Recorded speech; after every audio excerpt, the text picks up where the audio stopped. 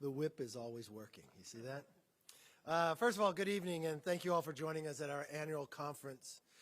You know, last time we were at this setting, we were coming together to put the commitment to America together, to roll out to the American public, if they would trust us with the majority, what we would do with it. I'm proud to say, yes, we did win the majority, speaking to the American public directly on exactly what we would do, and we're carrying out that promise.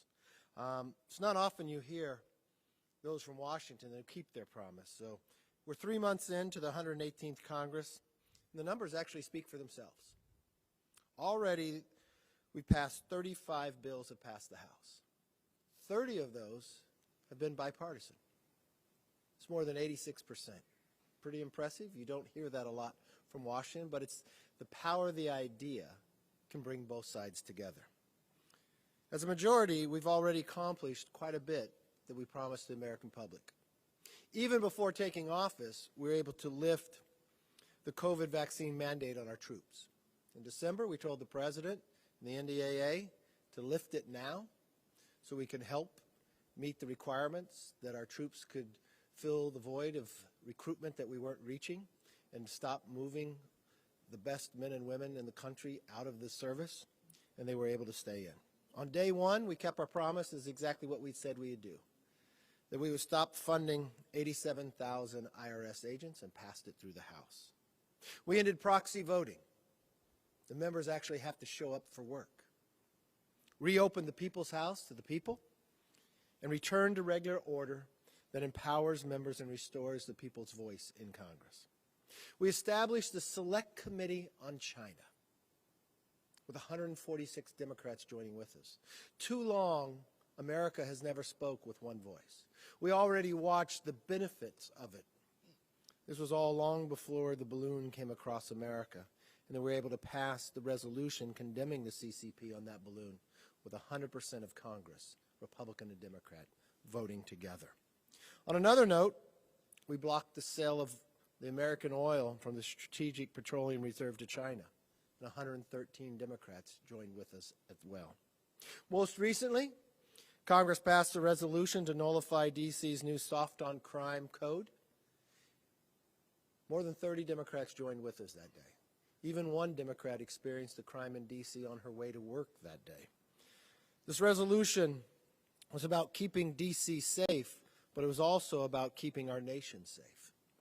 We're watching this reverberate across America, city by city.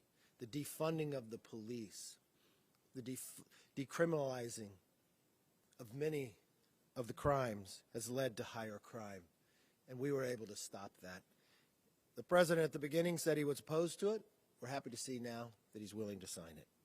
We passed legislation that would protect senior retirement accounts from the woke ESG investments that play politics with Americans' retirement, which is wrong. Not only did we just pass it in the House, we've watched the bill become so strong, the Senate Democrats joined with us. The President threatens to veto it. We hope he stands with the American public and with their retirement accounts and would actually sign it. We established a subcommittee to investigate the weaponization of government. We moved to protect life and the institutions that dedicate their mission to helping mothers and babies. That's just a pattern of leadership just in the first 3 months. But what we've also been able to do, out of committee, we enrolled the Parents' Bill of Rights, passed that in markup. We'll soon pass that on the floor. We're introducing H.R. 1 from the Lower Energy Cost Act. This will help curb inflation, lower the price of energy, and help make America energy independent. Also, cut the permitting time, will help with infrastructure, help with renewable energy as well, and make America stronger all around by curbing inflation as well. The American people deserve nothing less than for those that they elect to keep their promises of what they said that we would do. We took our time listening to the American public on what they needed and what they desired. We put it into a plan called the Commitment to America, and we took it across this country. For the last 2 election cycles that I have been leader, we have won seats. And we have won seats in places that people didn't think we could. When I became leader, Nancy Pelosi became speaker. We both come from the same state. In those 4 years, we added 5 more Republican members of Congress. We have a majority of a 5-seat majority. So many can say we won the majority even in California. We won in Oregon, Arizona, New York, Florida. We won in places a lot of people didn't believe. And I think it was the power of the idea and the commitment to America. And we're going to keep our commitment and pass that for the American public. With that, let me introduce our Majority Leader, Steve Scalise. You could applaud him. They're trying to remain impartial here. Good to see all of you. And this new House majority, in just a few months, is off to an incredibly strong start, fighting for the hardworking families who have been left behind by Washington for too long. And we are just getting started. As the Speaker just talked about, we wanted to come out strong, bringing a good, bold, conservative agenda to the House floor that addressed problems that families are facing all across America. And frankly, most of those problems that families are facing are the result of the failed policies of Joe Biden's reckless spending, radical extreme regulations, continuing to just want to appease the radical left at the expense of lower income families who are paying more for everything that they have to buy to live their lives. So we said we were going to address inflation when we ran and rolled out the Commitment to America. We were going to focus on lowering energy costs. We were going to address our open southern border so that we can actually have security again at the border. We said we were going to fight for those parents who want to have a say in their kids' education and who deserve nothing less. And we talked about dealing with crime all across communities in America. And on every one of those points, we've already been taking strong action. We've had a number of bills pass through the House and go over to the Senate. We had a bill that even some in the D.C. press called a partisan bill that President Biden said he opposed, that said if a violent criminal in D.C. commits a crime like carjacking at gunpoint, our bill said you shouldn't be able to walk scot-free and not serve a single day in jail, as the D.C. Council wanted. When we said you ought to serve mandatory minimums that used to be in place, President Biden said no.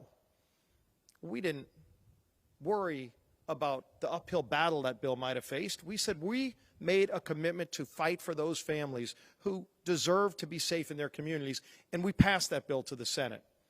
And ultimately, as the Senate felt pressure from people, not just in D.C., but in communities all across the country, as they watched the mayor of Chicago get voted out of office because she was soft on crime, they said maybe we don't want to be the last ones left on the wrong side of this issue, and they finally passed it to the president. When the president realized the bill was going to be on his desk, he reversed course and said he would sign it. And you know what? I think that's going to happen with a number of these other bills that we're moving forward. As we're on the forefront of bringing the Parents' Bill of Rights in just a few days in the House and having a robust debate on Julia Letlow's bill that really represents the fabric of America, parents having a say in their kids' education, when they just wanted to get the curriculum during COVID. You had some in the President's Justice Department calling them domestic terrorists and saying they shouldn't have that right. When the President had to make a choice over and over again, do you side with union bosses or kids? There was no middle ground. You had to pick a side. The President over and over again sided with union bosses against kids, and parents got outraged. The good news is Republicans took action to stand up for those parents, and we're going to have a vote on the House floor, and everybody gets to pick a side. Do they want to stand with the kids as well, who deserve the opportunity that comes with an education, or are they going to side with union bosses? And then a week later, we're going to bring the Lower Energy Costs Act to the floor, a combination of about 20 different bills from 3 different committees: Natural Resources, Energy and Commerce, and Transportation, where, again, Republicans are following through on our promises to fight for those families who are tired of paying 40% more at the pump when they fill up their car, or double digits more in their household electricity bills because of President Biden's failed agenda. And so the lower energy cost is focused on fighting for those families. I know Chuck Schumer and others in the Senate right now think that they're going to just be able to be opposed to this and that nobody's watching. Yet all those families in New York that are paying too much for their energy, I think they're going to be vocal saying, why should a senator side with Saudi Arabia sending us energy when they can get our energy from America? We do it cleaner, We do it more efficient than anywhere else in the world. So people are going to have to pick a side. And I hope they side with those families who are struggling. In fact, one of the things we have in that bill, we get rid of President Biden's $6 billion energy tax when he put a tax on natural gasoline that people are paying in their household electricity cost. That's $6 billion more in the pockets of hardworking families that's in our bill, bringing more critical minerals back from countries like China so we don't have to be dependent on China. We're going to continue fighting for those hardworking families who have been left behind too long, and then you're seeing the committee's Judiciary and Homeland Security working on a border security package. You're seeing Financial Services and other committees working on a bill to address inflation.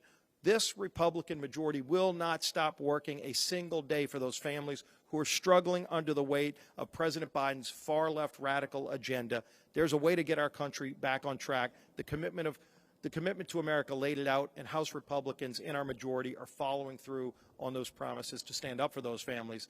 And the man who counts the votes to make sure we can pass this agenda is our whip, Tom Emmer. Thank you, Steve. Thank you, Mr. Speaker, and everybody for being here. It's great to be here in Florida at the GOP majority member retreat. And just so you can put it in perspective, I left 5 degrees this morning in Minnesota. So all of you who are sitting here, it's so cold, it could be worse. Look, in Congress, we have a lot to get done this year. And we've geared up for the tough fights ahead. But already, House Republicans have Democrats on defense this Congress. We've consistently forced them to make a choice between their leftist ideology or come along with Republicans as we govern. The Republicans have been on offense, on crime, on COVID, on China, on inflation, on oversight, and a whole lot more. Now House Republicans are continuing the offensive streak with H.R. 1, a critical step to combat Democrats' double-digit inflation crisis. And later this week, hopefully, we'll be voting on the Parental Bill of Rights. I want to thank our Speaker for his leadership. I know that's Julia Letlow's bill, but this has been something that you've championed since we were in the minority. Seems like a long time ago.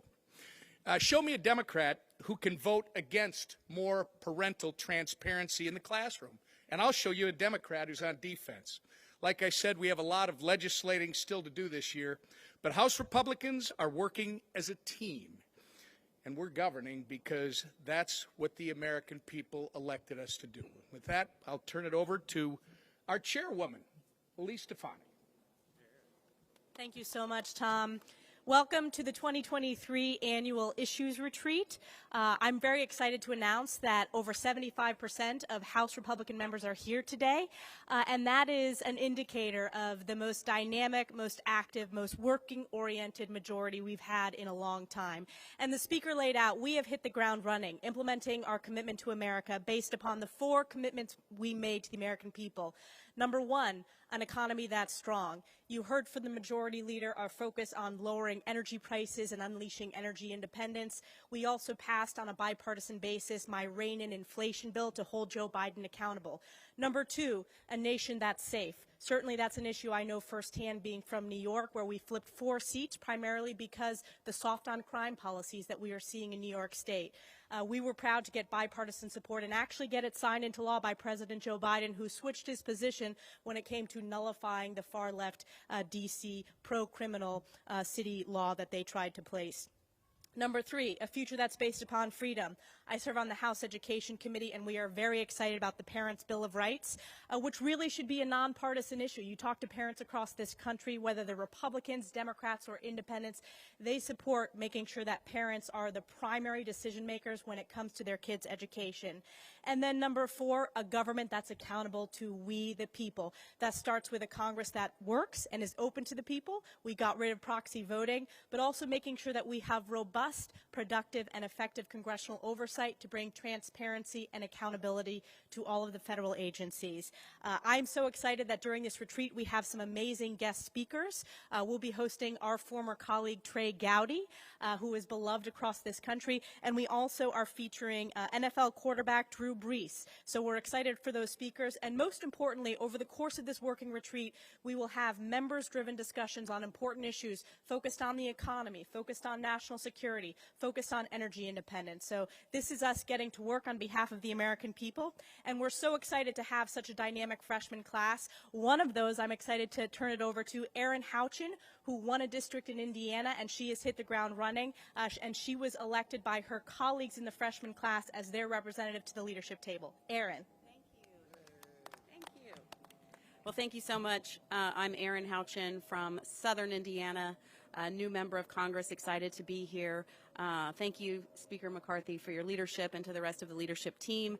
The freshman class is already very hard at work. I came here to contend on behalf of the American people and the issues that matter most to them, and I was so pleased when I got here that the Speaker and the leadership team are committed to do the same.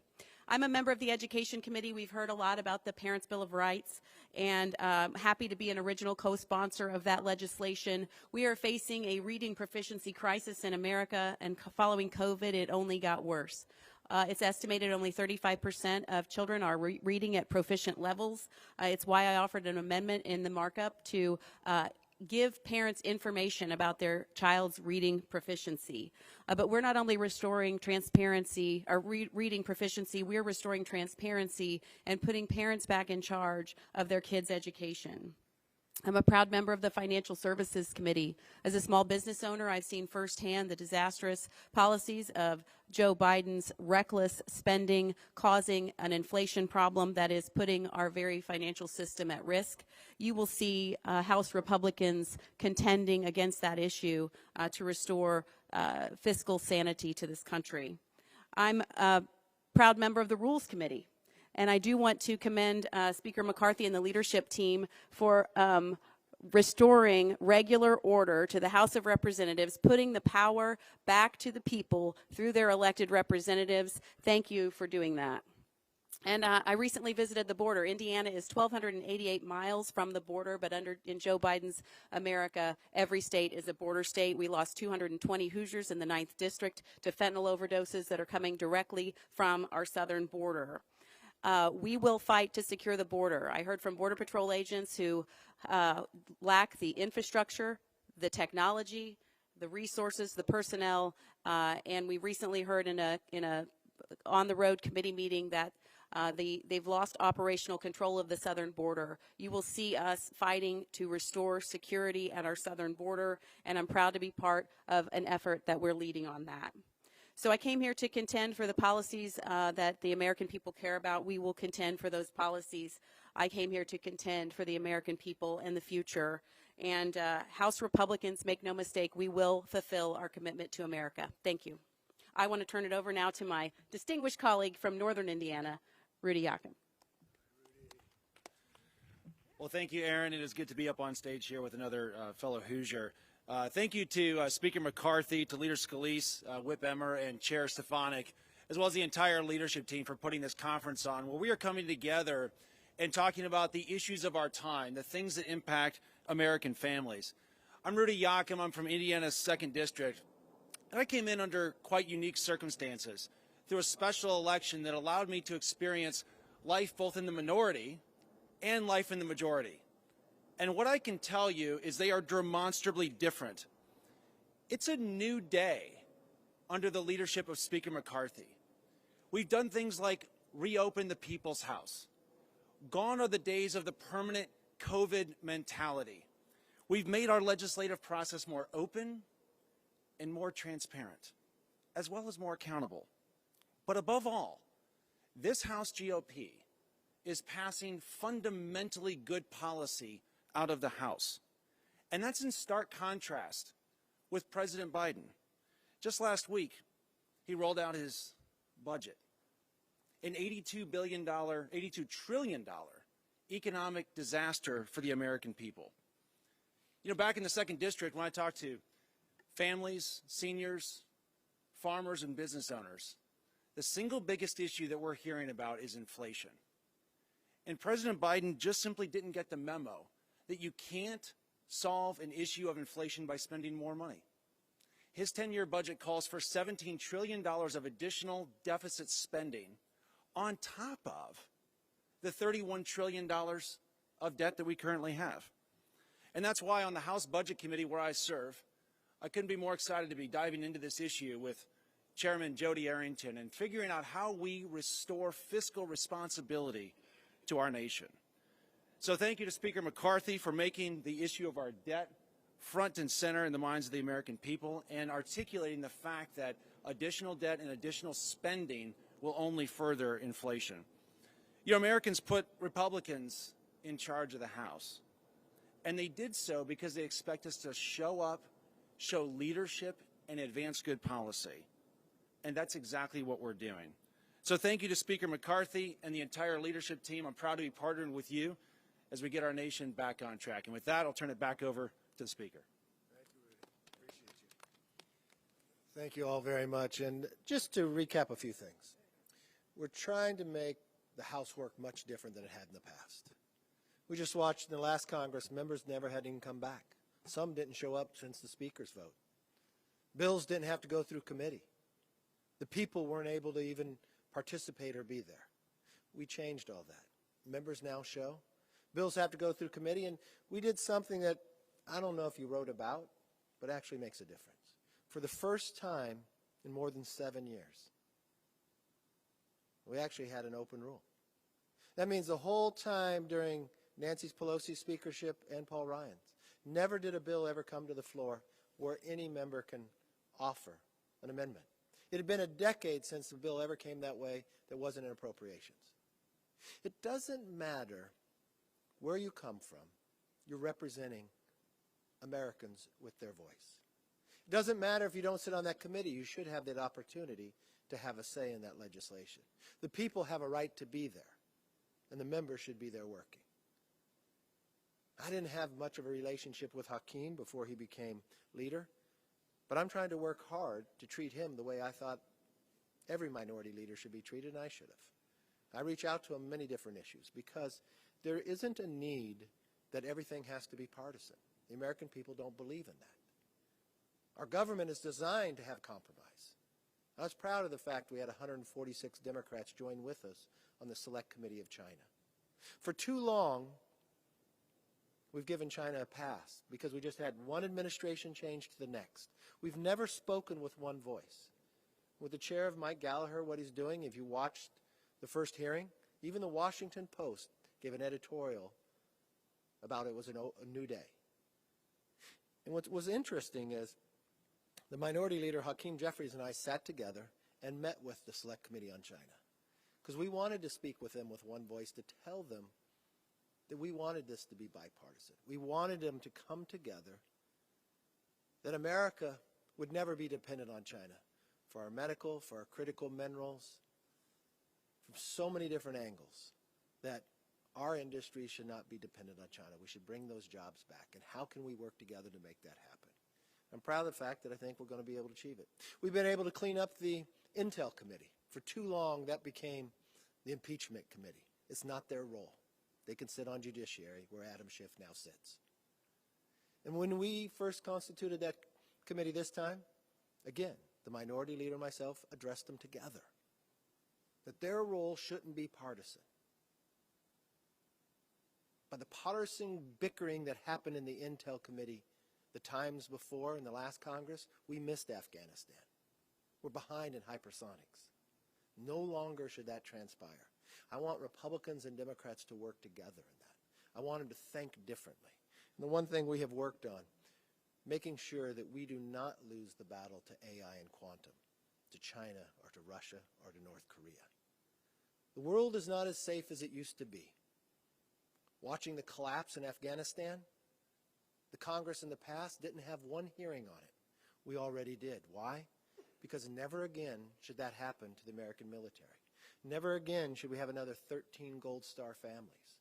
We've watched. But yeah, closing the Bagram jail, that's where the bomber came from. And a sniper actually had him in the sights beforehand. We could have saved those families. We could have saved Afghanistan from collapsing. And now what did we just hear in the last week? That our own generals tell us that we're less than 6 months away from being vulnerable to attack coming from Afghanistan again. We watched the Middle East shift with this new administration. We've now watched China take a role, where China now has brought Saudi Arabia and Iran together. That used to be the role of America. We watched where God has blessed this country with natural resources, where not only could we be energy independent, we could help the rest of the world. Our natural gas is 41% cleaner than Russian natural gas. Geopolitically, it would keep the world safer as well. That's why our very first bill, our number one bill, is H.R. 1. H.R. 5 is a Parent's Bill of Rights. Why is it number 5? Because that's the age your kids go to kindergarten. You should have a say in your kids' education. You should know what's being taught. You should know if there is some attack in campus as well. You should know what the money is being spent on. We don't think that's radical. We actually think both sides of the aisle should come together. Because when it comes to education, when it comes to your children, they don't ask whether you're Republican or Democrat. And the one thing we do know, our nation will be stronger the better educated our children are. For too long, we had COVID and a pandemic attack the world. But in the last Congress, they didn't have one hearing to know where the origins were created. So yes, we created a select committee on COVID as well. And now we're getting the information that's needed. That's what we promised the American public in the commitment to America. And we will continue to strive and work. During our time here, we have a few speakers on the outside, but not many. If you notice, we've been doing that quite often on these, because we believe it's our time that we work together, that we've listened to the American public, and how do we unite to only make it stronger. With that, let me open up for questions. Yes, ma'am.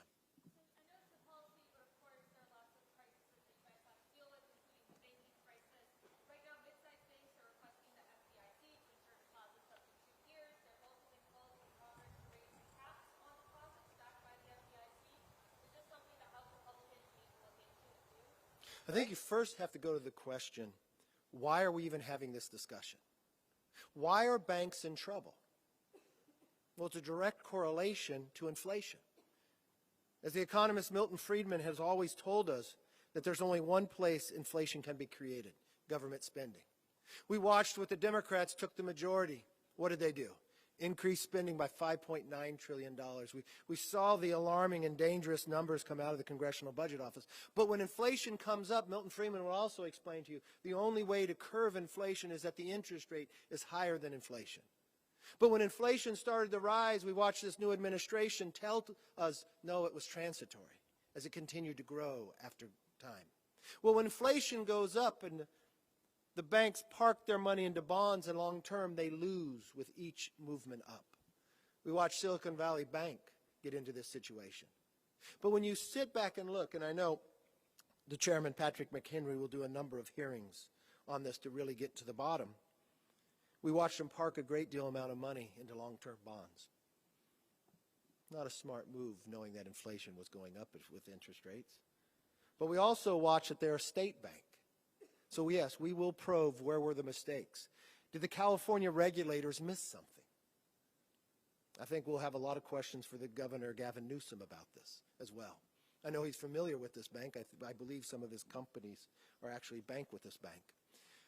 We've also watched that as inflation grew by the Democrats spend more, it always puts more jeopardy into a community bank. And I think community banks are very important, and we have to keep them. Community banks are the ones that take the risk in our cities and our counties that will make the development that others, the big banks, will not. I do not want to become a country like Canada. What do they have, 5 banks? And Ireland only has a couple name brands on both of them. I think it's important that we're able to stabilize this. And I think looking at the financial services, they'll do the hearings, and they'll understand what we need. I don't believe it's a regulation problem. They're there. Did some miss the jobs they were supposed to do? Did the feds? Yes. But it's the real culprit of all of this that has put jeopardy into this is the spending that the Democrats did that brought us inflation, lied to us about it being transitory. Even the Secretary of Treasury apologized a year later. The American public has actually been hurt, not just in the price of eggs, not just their money won't go as far, but now worried about whether their money would even be, or their local bank can stay around. we will work hard to make sure that they are protected. And the one thing I would add to this, if you look at the Congressional Budget Office's numbers after the Democrats have taken over and spent all that money, now in this 10-year window, for the very first time, 3 of the trust funds will go broke: transportation, Medicare, and Social Security. By the president doing nothing, by the Democrats raising how much money they did and bringing inflation, they're harming Medicare and Social Security. They're actually going to bring cuts to it. We also watched for the first time, the CBO tells us in the next 10 years, the American public will have to spend of their hard-working money $10.5 trillion just on interest. This is just paying the interest on your credit card. But if America really knew from 1940 to today that they've only had to spend $9 trillion on interest for the last 83 years, but the next 10 years they're going to spend $10.5 trillion, I think they would want something to happen, especially before the debt ceiling. Yes, ma'am. Mm-hmm. Exactly.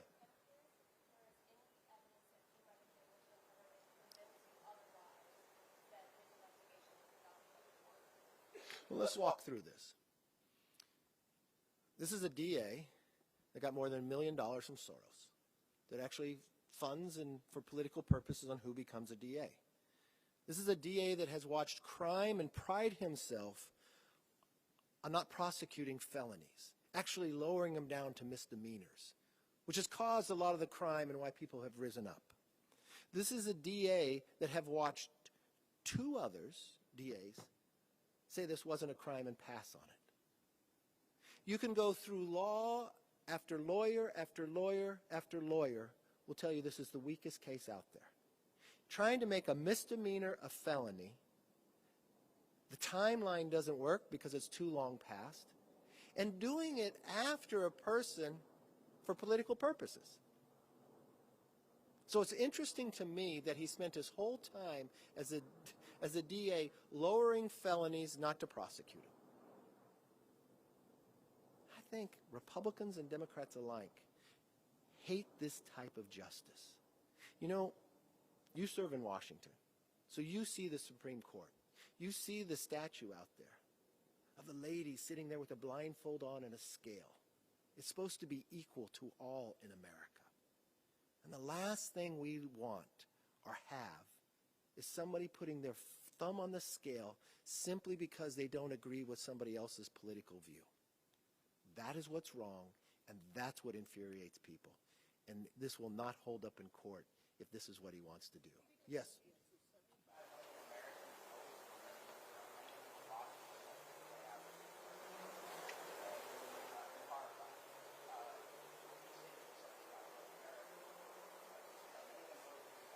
I wouldn't just talk to the 75 million Americans. I'd talk to 330 million Americans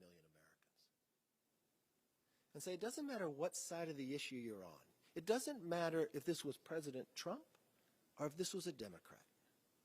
It should be equal justice in America. And stop going after people because you have political differences. I see people all the time that I have political differences. I respect their opinion. I may disagree with it, but why would you ever try to use the law for it?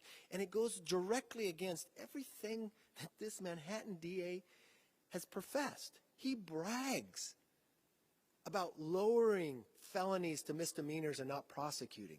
We've watched crime in New York where people are afraid to walk the streets. We watched campaigns, and I will tell you, one of the reasons we won races in New York is based upon this DA of not protecting the citizens of New York. And now he's spending his time on this, and the statute of limitations are gone. It doesn't matter what side you're on. This is the type of thing America hates and divides us and is wrong. Yes, ma'am.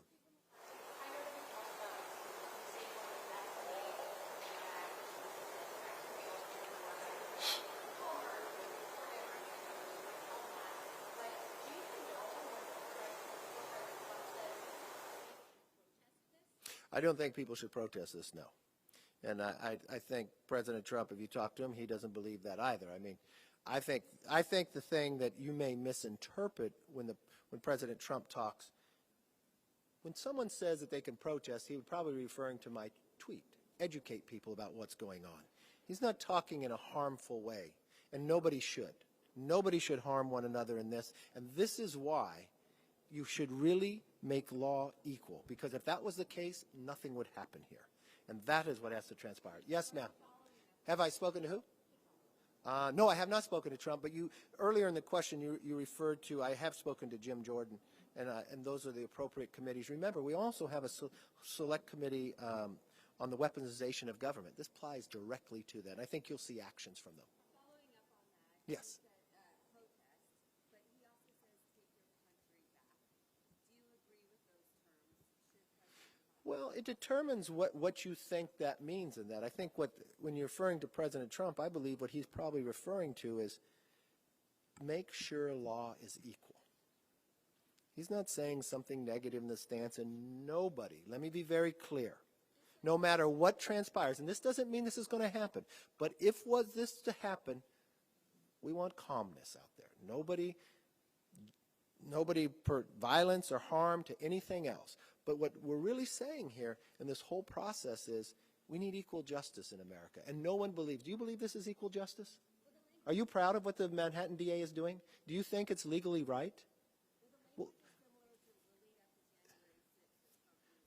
Well, what do you think about what people have said about the statute of limitations of this is gone? What do you think about when people say on both sides of the aisle that this is just what the Manhattan DA is doing is actually harming America?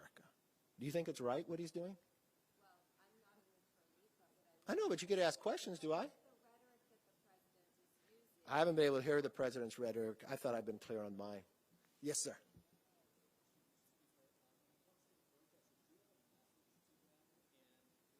Which protesters are you referring to?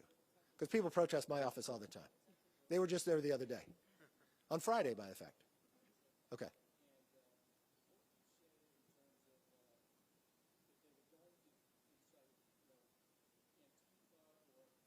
The protesters at my office?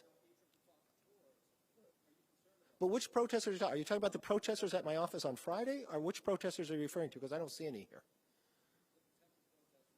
Potential protesters where? Oh, not protesters against the crime rise in New York because the DA won't prosecute felonies? You're thinking just protesters somewhere else that haven't happened. I think I've been very clear that I do not believe there should be any violence to this. And when you refer just to protesters, yes, I had protesters at my office on Friday. I've had protesters who have tried to revoke violence as well, too, and I think that's wrong on any side of the aisle. But I appreciate your concern. Yes, sir.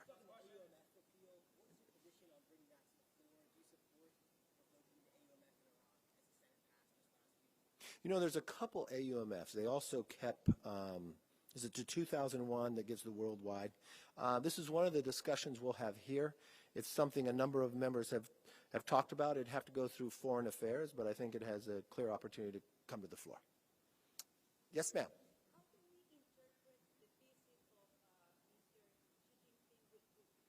It's very concerning, and this is another thing. You know, I just raised the question or the concern I had with China's role now in the Middle East. You know, the ramifications of what transpired in Afghanistan, when the president told us Afghanistan would sustain itself, that it was safe, it was fine. And then when he ignored the recommendations of our own military and it collapsed so rapidly, there's consequences for that. What are the consequences that we saw? Well, we watched Putin felt that now Ukraine would fall and that we were weaker. We watched the new chancellor of Germany go to China to develop a closer relationship. We watched Saudi Arabia go to China to create a greater relationship. We then watched what I'm very concerned about that we've watched in the world before in the 30s, a creation of an axis of power where China, North Korea, Russia, and Iran have bound together. You know, President Xi has only left his country one time since the pandemic, and that was for all them to meet. And now he's leaving again. So, when America becomes weak, the world is less safe. And we have watching that happen on a number of stages across the world. So it's very concerning, especially for the future. That is some of the discussions that we're having here. How do we first make America stronger? Well, we need to become energy independent. Why? Because it would help every single American lower inflation. It would make you have more cash because your electricity, your gas would cost less. It'd make America stronger because we'd have more jobs. It would also make the world safer because we can supply them and they don't be reliant upon Russia. Then from that standpoint, it'd make us economically stronger. We've watched if inflation goes down, banks won't be in such jeopardy based upon what the Democrats have done before. We could rebuild our military in a manner that we could be prepared in a stronger sense. We've watched if we don't have DAs that pick and choose who they want to prosecute and don't prosecute felonies, we've watched we could stop that, nullify in D.C., and move a new movement forward. The mayor of Chicago lost, mainly based upon crime as well. So if the streets are safer, if we can secure our border and stop the fentanyl, stop the 160 other countries of people coming across here, that would save Americans' lives as well. So we've got a lot of work to do, but I believe we're working in the right direction. Yes, sir.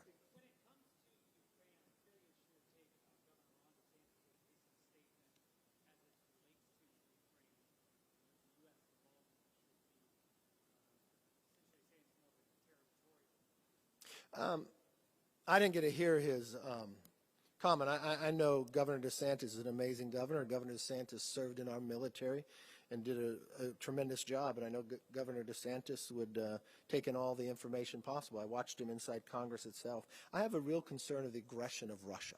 I have a more greater concern of this axis of power coming together of China, Russia, North Korea, and Iran. I watched this happen in the world another time before I was ever born. I think it is utmost important that Russia lose. I think it's utmost important that China does not think to go capture Taiwan now that President Xi changed his constitution and is now serving another 5 terms and believes to go in there.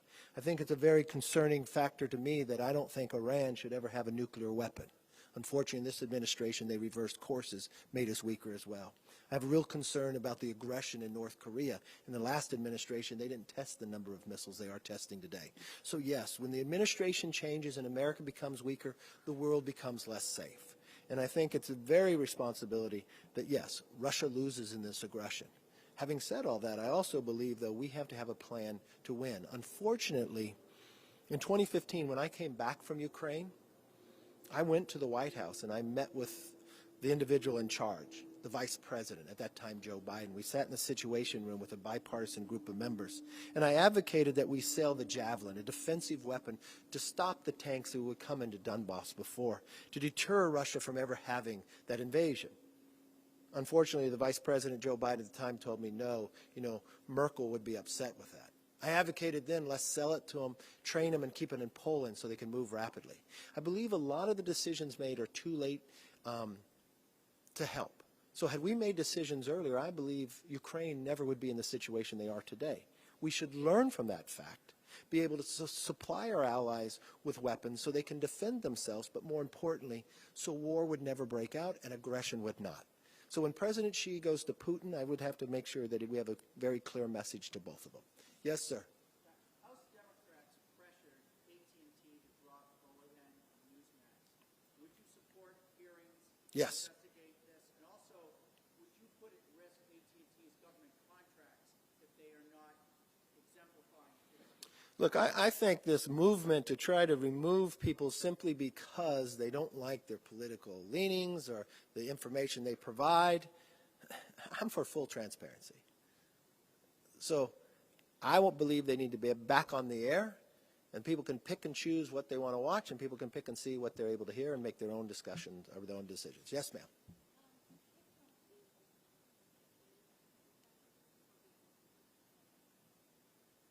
The Constitution allows him to. Yes. The Constitution allows him to. He has a constitutional right to run.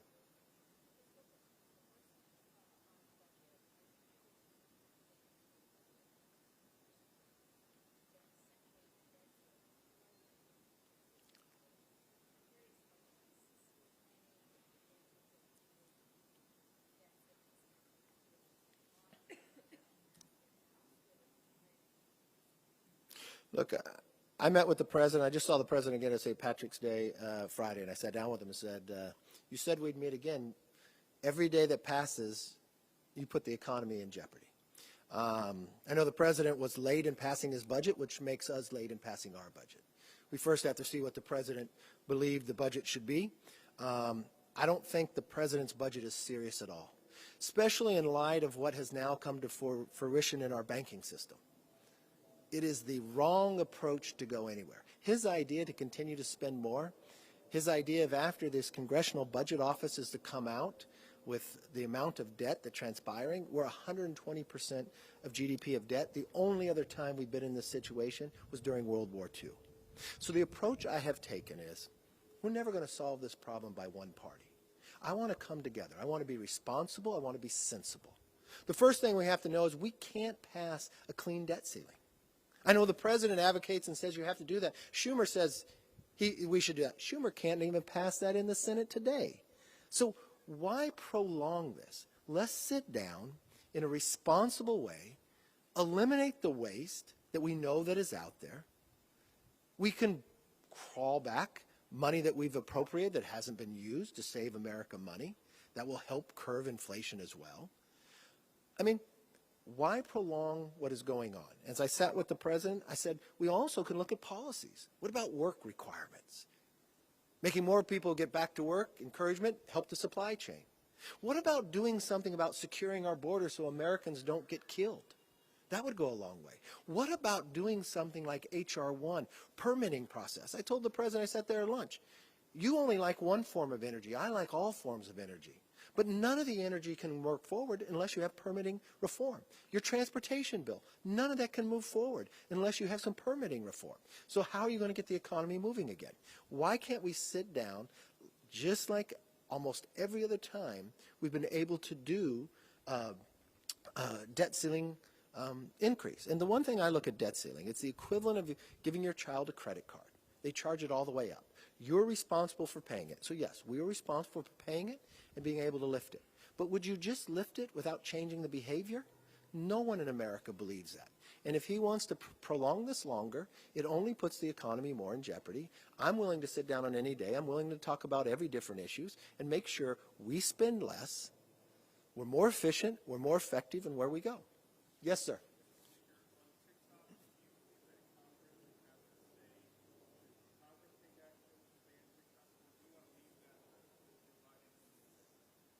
No, I think Congress should have a say.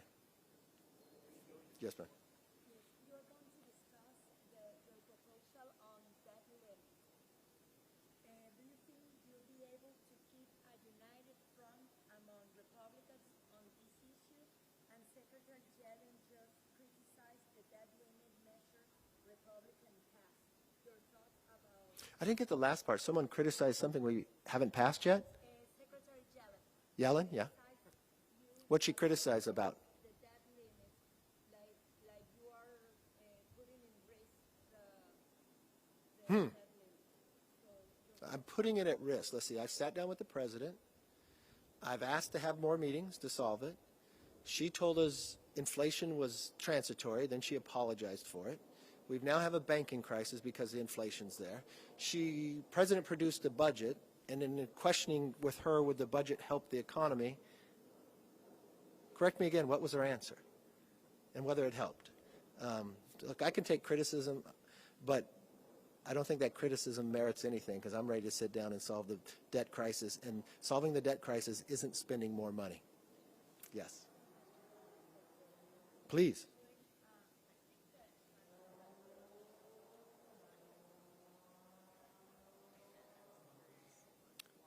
Publicly comment about what? I think that it's outrageous. I think that everyone in this country, Republican, Democrat, and others, should be outraged that people will actually use our justice system against their political adversaries. That's not what this country is based on. It's wrong, and I disagree with it.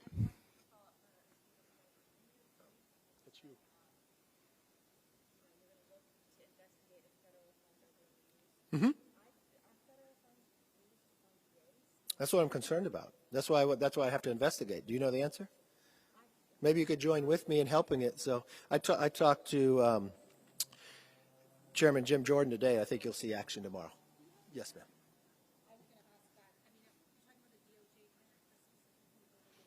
I don't know. Did you read my tweet? I said I need to investigate. So I don't have the answers, but it has questions. So I want to get the answer to my questions.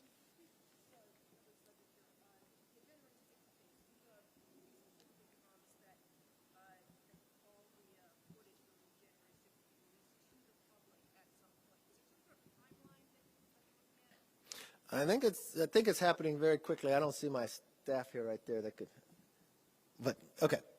So contact us, and you'll have the opportunity to come in and on a basis to see it as much as you want. As of now, I already have a list, so you should get on the list because it's going to happen rapidly. Well, this is the challenge, okay? So the Democrats told us there's only 14,000 hours of tapes. Lo and behold, we take the majority, there's 42,000 hours of tapes, okay? So that would take me years to go all the way through. We've worked with the Capitol Police, tell us in each section that there's a problem, and that takes a long time and done, but we want to make sure everybody has the opportunity to come and see what they want, so we've created the process to make that start happening. Yes? Yes?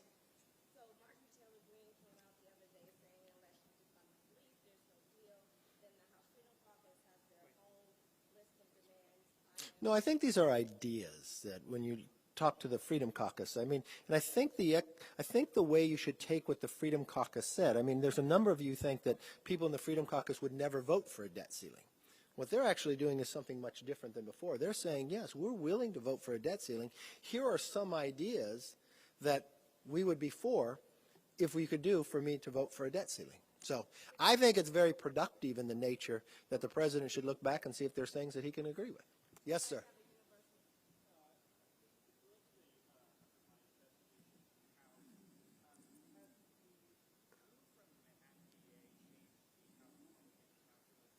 No, we don't play politics with it. Who has? Yeah?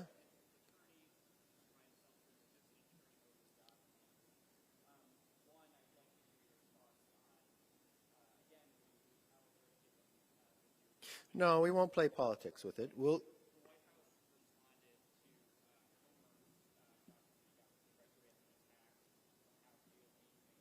They were upset about the $1 million they got? It was an attack on the $1 million the Biden family got? Because they got $1 million from the Chinese? I don't understand. They're upset they didn't get the full $3 million? We still have more bank accounts to come forward, so they could not be as upset. Maybe they got more money. We're not sure. So I think the American public has a right to know. I'm in for transparency. I don't know why they're so upset. I mean, did they have to pay tax on the money? Are they upset about that? I'm not quite sure why they would be upset that now more Biden family come forward that they got money. I mean, one was a school counselor. I don't know what she provided. They were upset that they were saying this was to create a seed money for a business that we never saw that got created. I think Chairman Comer said there's probably 11 more different bank accounts they're going after. I know they fought to cover this up for a long time, and they had Democrats in the majority that never asked any question. Didn't ask any questions about Afghanistan when 13 Gold Star families, 13 were killed. They never had one hearing on it. Millions of people across this world got killed from COVID. They never had one hearing on the origins of where COVID began. This has all changed since we took a majority. So now they're upset they got $1 million from the Chinese on the first subpoena of the bank statements we got back, and they know there's going to be 11 more. I wonder how mad they'll get.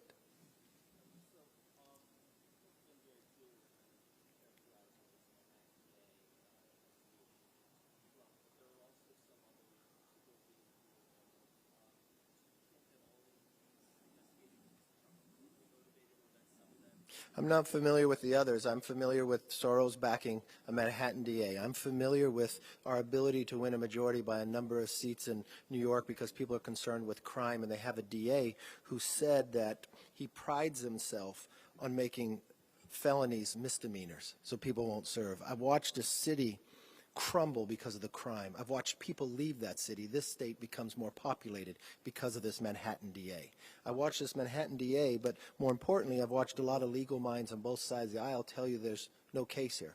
I've watched those that have the ability to prosecute to look at it and pass on it, that don't have political bias in it, that actually believe in the rule of law being equally provided to everyone. So yeah, I think this DA is different than all the others. And I think there was a reason why in the race for governor, had Lee won, the first thing he was going to do was fire this DA.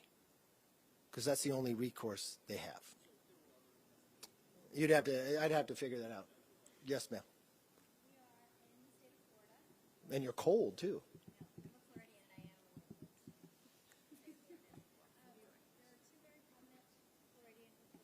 Mm-hmm. No, and this isn't our first time in Florida. The thing I'd like to explain to you, and if you've come to the other issue retreats we have, they're issue retreats. So since I became leader, I don't bring many people in to talk to us because I think it's an opportunity for all of us members to work and talk together. And if you walk through it, go, where were we at that time? Was I the leader? I try to make the retreats all issue-oriented. Did you already ask? Yeah, but it's a great question. That's okay. I like the confidence, though.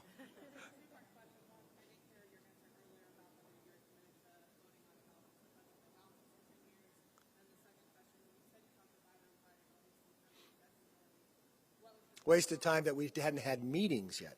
He said he'd have another meeting. Well, it's kind of like what he said before at the prayer breakfast. Yeah, we're going to get together. Then he told the Democrats at their retreat, yeah, we're going to meet. But he just has to tell me when I can come. I'm sitting around waiting.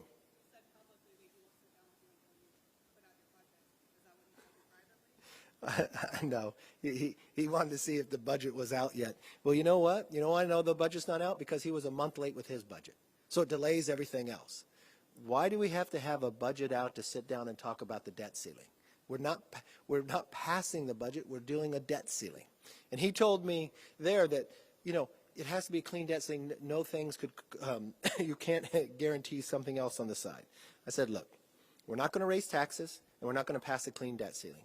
But everything else is up for negotiation, just as the American public wants us to do. The reason why we have inflation, government spent too much money. He added $5.9 trillion. The reason why we have a banking problem is because government spent too much money and you had to raise interest rates.